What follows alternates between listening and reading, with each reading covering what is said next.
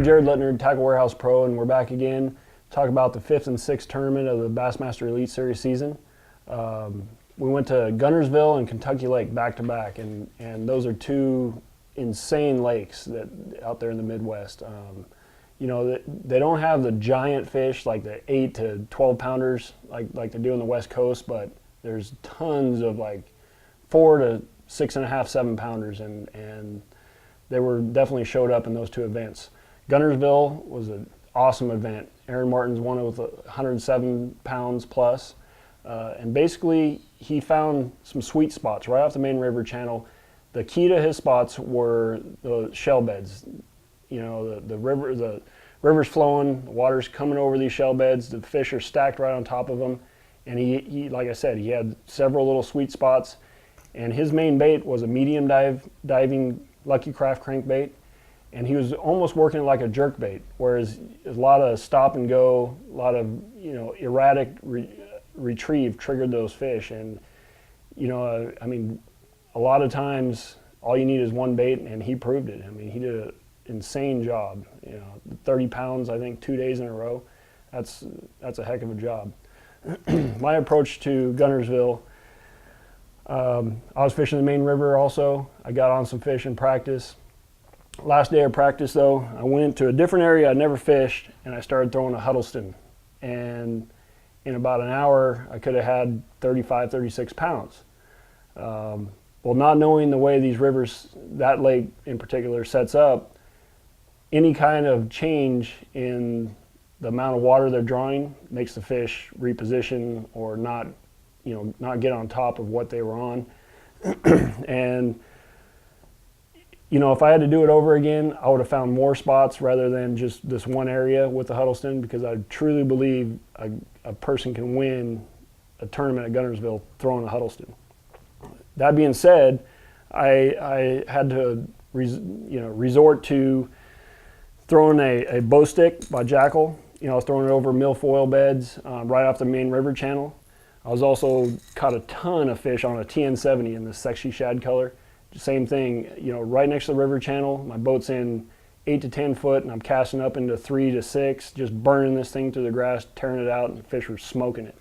And then I also caught a ton of fish throwing a liver red 10-inch power worm. When I did find a shell bed, when I was getting the shells on my TN70 as I'm retrieving back, I'd pick up my worm, throw it out there, and catch fish. Caught tons of fish in that lake. It was a lot of fun, but I live and learned a lot. The swim bait, a lot of times you can live and die by it, and I died on it the first day, but it ended up being a really fun tournament. I came back and had a really good second day. I had like 20, 25, 26 pounds or something. Now we're going to talk about Kentucky Lake. Bobby Lane found a massive school of big fish. He was on a big river bend, and basically what it was is the current's flowing over this big underwater point, basically with shell beds on top, and these fish were just piled on top of this little hump out there. And he was throwing several different baits, but his main bait was a citrus shad, fat-free, just throwing that on top of that shell bed, making long casts. He also caught a ton of fish on a power bait mullet swim bait. Tackle Warehouse has one that's close to us. It's a Storm. It's basically the same size as those shad that were being pushed over those shell beds. And then when the bite slowed down or the current stopped, he would throw a 10-inch plum power worm and just work it real slow across those same spots. But like I said, when the current shuts down a little bit, those fish, they just kind of get lockjaw. And he tricked a lot of them into biting this 10-inch power worm. As well as he was also throwing a DD22 splatter bass. And the same with the citrus shad crankbait, just giving them a different color option. When the current kind of shuts down, the water changes color a little bit. It'll either clean up or darken up. So he had a couple of different options to go to. At Kentucky Lake, I was basically throwing a 3/4 ounce Picasso football jig with a big brush hog as a trailer. And I was looking for those big bites. I caught a ton of fish during that tournament. I just couldn't figure out how to catch like the 4.5 to 6 pounders like everybody else was catching. I caught a ton of fish every day. I caught in the morning I'd start out with this, and then when the current picked up, I'd get out on the main river channel and throw this Muscle Deep 15. It's an AL shad.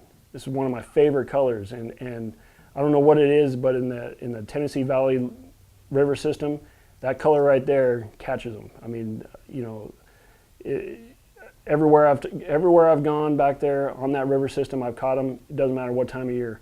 That's a great bait for the TVA. And I was also throwing the same as Bobby. I was throwing the 10-inch plum power worm when the current kind of slacked off, and I'd go back through those areas where I'd catch them on a crank or the big jig in the morning or something, pick off something like that. So tune in next week. We're gonna talk about the Mississippi River and Lake Oneida.